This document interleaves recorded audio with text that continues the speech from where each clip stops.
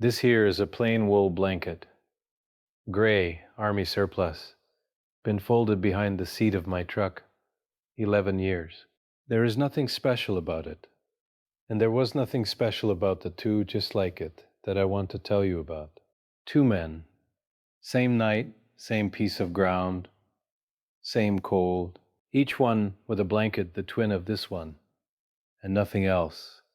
One of them rolls up and sleeps straight through till daylight.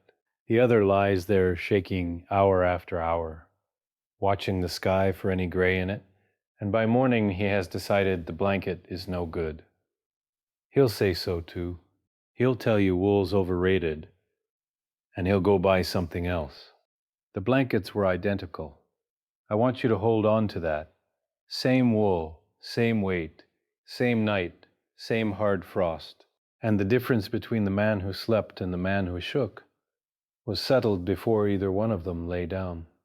And it had nothing whatsoever to do with what they were sleeping under. There's one sentence that explains it. It's short, it costs nothing, and it's backwards from what feels sensible. I'll give it to you at the end. Stay for it, because I have listened to men argue about blankets and bags my whole life, and I have never once heard anybody start where this starts. My name is Tommy Whitehorse. I'm 66 years old, and I camp the same hills my grandfather camped, in about the same way he did. Most of what I've got came from him and from the old ones I sat beside at 100 fires, and not one of them ever wrote a word of it down. These things aren't secrets, they're just forgotten. And let me say plain what today is, because I've given you winter twice already, and this is neither of those. The earth lodge was heated by the ground's own steady warmth, and that's mass. The lodge with the liner was heated by one small fire that only works because a hanging sheet steers the air, and that's airflow. Today there is no structure worth the name, and no fire at all. There is a body, and what's under it, and what's over it. Today is the bed itself, and the bed is the part everybody skips. Now think about what we do about cold. You walk into the outfitter, and there's a wall of sleeping bags with numbers printed on the tags. 20 degrees. 0. 20 below. And a man reads that number the way he'd read the dial on a furnace. He thinks he is buying 20 below 0. He is not.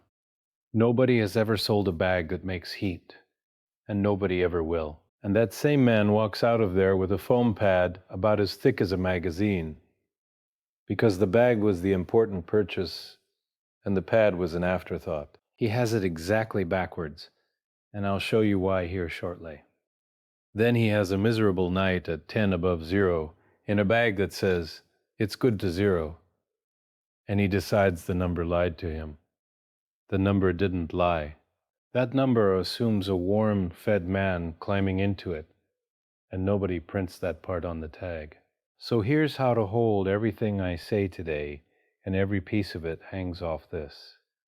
Nothing you sleep in makes heat. Not one thing. Not a blanket, not a hide, not a pile of dry leaves, not a $400 bag. Not one of them produces a single degree of warmth. Every one of them is a container for heat you already made yourself. A bed is a thermos, not a heater. And a thermos only keeps what you put in it. I learned it the way I learn everything, which is by being wrong in front of somebody older. I'd have been 19, camped up on a saddle the last week of October, with an old fellow named Cleve Bagley. Cleve was near 70 and moved about half my speed, and never once hurried. We had the same blankets out of the same pile, and I remember watching him get ready for bed and thinking he was wasting his time. He'd already put a big supper away, and then, instead of settling in, he walked off down the ridge in the dark for the better part of 20 minutes. Come back, moved some wood around, and then rolled up. I was in my blankets, long before he was, feeling clever about it. And I shook all night, every hour on the hour. Cleve slept like a stone, and I could hear him doing it, which didn't help me any. In the morning, I told him his blankets must have been the better ones. And Cleve said, "That blanket never made a lick of heat in its life, son. All it's doing is holding what you brought to it." Then he drank his coffee, and we went on with the day. I figured that walk down the ridge was just an old man checking on the horses.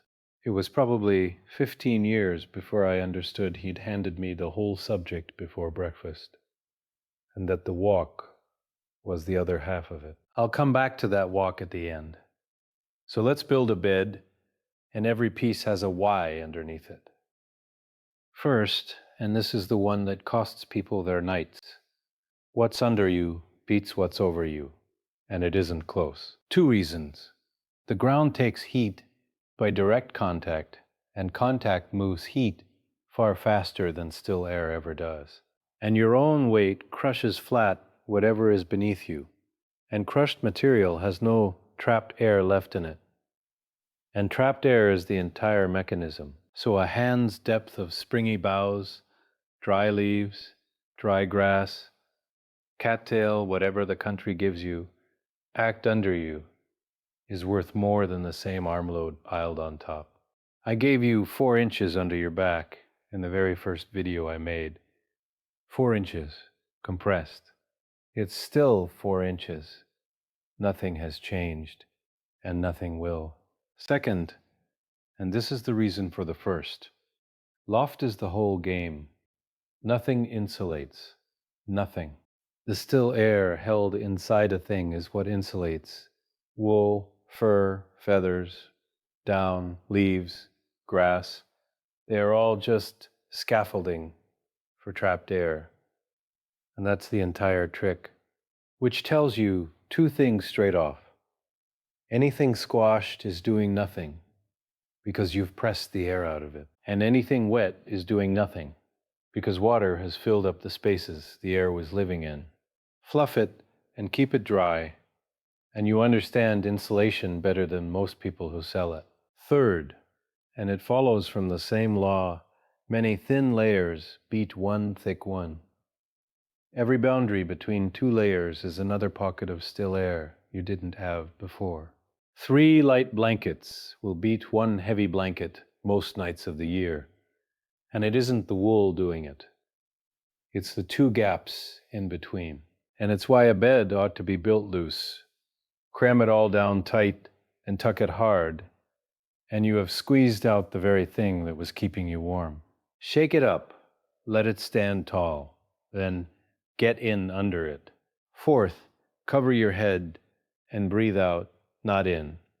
A great deal of heat goes off an uncovered head and neck all night long, so cover it, and that alone changes a night. But keep your face outside the bedding. Your breath is wet.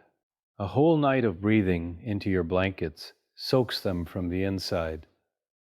And by 4 in the morning, you are lying under something that has quit working, head covered face out in the cold air. That feels wrong for about 1 minute, and then you sleep. Fifth, the cold sink. Cold air is heavy, and it runs downhill just like water, and it pools in the low places. I told you that in the first video about camping in bottoms. And it is truer at 3 in the morning than at any other hour. So sleep up on a raised platform of brush, on a bench of ground, on a low bed frame of poles, anywhere with air underneath you, instead of the lowest spot available. And here's the old dug shelter trick that comes straight off that law. When they cut into a bank, they made the entry and the floor lower than the sleeping ledge, on purpose. Then the cold air that comes in rolls downhill away from the sleeper and sits in the pit below him. They weren't keeping cold out. They were giving it somewhere to go. Sixth, shrink the space. A small space warms. A big one never will. That is why you curl up rather than lie out straight, and why a person sleeps better in a shelter he can barely sit up in than in one he could stand in. And two people together share heat, and three share more, and there is no shame in any of it. That's not sentiment, that's just the arithmetic of bodies. Seventh, hot rocks, and the safety comes attached to this one. Stones warmed at the edge of a fire, not in the coals, wrapped in cloth or hide, set down at your feet, will hand heat back to you for hours after that fire is gone. It's the oldest bed warmer there is. Now the rules, and I want them plain. Dry stone from high ground only. Never ever a rock out of a creek or a riverbed or anywhere wet, because water trapped inside that stone turns to steam and the rock comes apart and throws pieces. That was the lesson in my very first video, and it still applies here. And never a bare hot rock against skin or against bedding. Always wrapped, always at the feet, never against you. Eighth, dry sleep layers. And this is the small thing that separates the comfortable from the miserable. The old ones did not sleep in the clothes they worked in. You spend a day cutting wood and hauling water, and you sweat into your shirt whether you notice it or not. And then that water sits against you and pulls heat out of you, steady for 8 hours. So the sleeping clothes stayed separate and stayed dry and got treated like the most valuable thing in the outfit, because on a cold night they are. Now, before I pay this off, 4 honest things, and I'm going to say all 4 flat. The first is the cold itself. Shivering is your body still fighting, and it's a warning to act on, not a thing to tough out. Eat, move, add layers, get out of the wind, get dry. But if somebody stops shivering while he is still cold, or goes clumsy with his hands, or slurs, or gets confused, or starts saying he's fine and quits caring, that is the dangerous stage, and it needs real warming, and it needs real help. I am not a doctor, and I'm not going to pretend to be one. What I'm teaching you is how not to arrive there. Second, alcohol on a cold night is the exact wrong thing. It makes you feel warm because it opens the blood vessels out at your skin. And that feeling is you dumping heat faster than you were before. It feels like the fire, and it works like the window. Third, I'll say it twice on purpose. Hot rocks come off dry, high ground, never out of a creek, always wrapped, never against bare skin. And fourth, this is knowledge for a bad night you did not plan on. It is not a reason to leave good gear at home. Carry a real sleeping bag and a real pad when you can, because they are better than anything I just described. Knowing all this is what you fall back on when the plan comes apart, and that's all it is. All right, here's what nobody tells you, and here's Cleve's walk down the ridge. If the bed makes no heat of its own, and it doesn't, then the only thing on this earth that decides your night is how much heat is in you when you climb in, and whether your body has fuel to keep making more of it till morning. Go to bed warm, and go to bed fed. That's it. That's the sentence. Climb in cold, and you will stay cold, because there is no source anywhere in that bed to fill the container up. You'll lie there for hours, waiting on a blanket to do a job a blanket cannot do. And then you'll get up and blame the blanket. That is exactly the man in my cold open, and there was never one thing wrong with his wool. So the old ones did the opposite of what feels sensible. On the coldest nights, right before they lay down, they moved, split a little wood, walked to camp, carried water, anything short of working up a sweat, and they banked that heat in the body first, and then carried it to bed with them. That's what Cleve was doing down that ridge in the dark. He wasn't checking horses. He was filling the thermos. And they ate before sleeping. And they ate fat because digestion is the furnace running. A body with nothing to burn cannot heat a bed. A man who goes to bed hungry and cold on a hard night is asking a blanket to perform a miracle. And it will not. Now the other half of it, and it matters just as much. Do not go to bed sweating. Damp is the other killer. Sweat inside your layers turns to a wet rag against your skin, and water pulls heat out of a man many times faster than dry air does. So warm, but never wet. Warm and dry, fed, then in. That's the order every time. So let me put it in one breath. Nothing you sleep in makes heat. So the bed is a thermos and not a heater. Put more under you than over you, and keep it thick and fluffed and dry. Many thin layers, head covered, face out. Sleep up out of the low ground where the cold pools keep the space small. Share it if you can. Warm a dry rock and set it at your feet.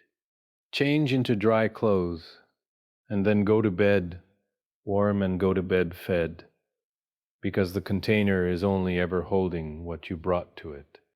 Now do something for me down in the comments.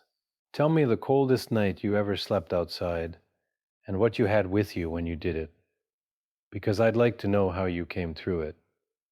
And tell me this too. Did anybody ever teach you the go to bed warm trick? Or did you find it out the hard way at 2 in the morning like I did? I read every one of them. I'll be back next week. Thank you for sitting with me. Walk easy, and I'll see you down the trail.